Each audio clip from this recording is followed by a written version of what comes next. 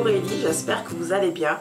Alors aujourd'hui je vous fais une vidéo sur mon wash and go. Donc vous avez été nombreuses à me demander ma technique du wash and go. C'est pour ceci que je vous ai fait la vidéo.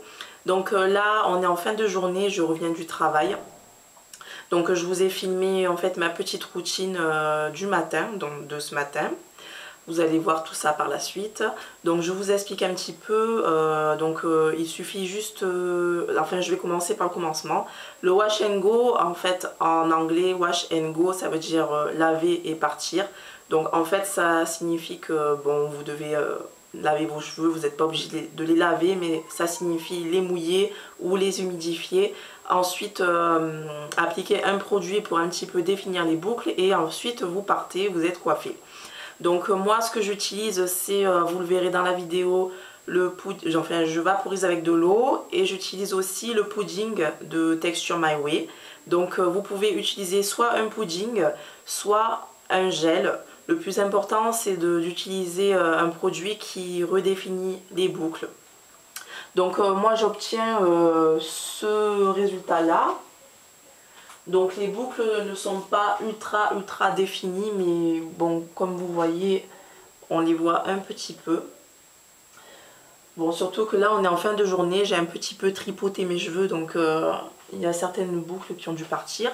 Donc pour la frange, j'ai préféré garder un twist out pour avoir un peu plus de longueur. Parce qu'avec le wash and go, les cheveux rétrécissent un maximum, étant donné qu'on est obligé de les mouiller.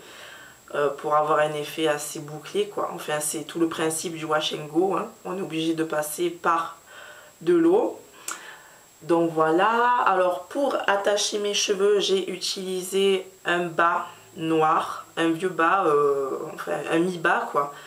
Je préfère utiliser maintenant un mi-bas plutôt que les élastiques comme ceci.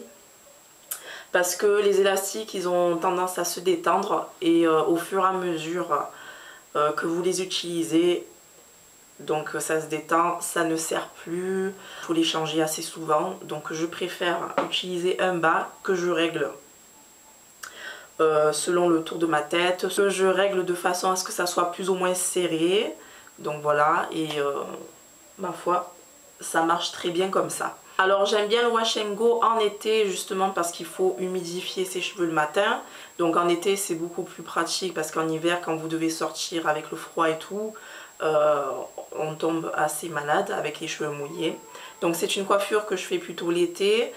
C'est bien parce que c'est pratique, il n'y a pas besoin de la veille préparer quoi que ce soit en fait, hein. Moi vous verrez dans la vidéo je dors juste avec un bonnet comme ceci.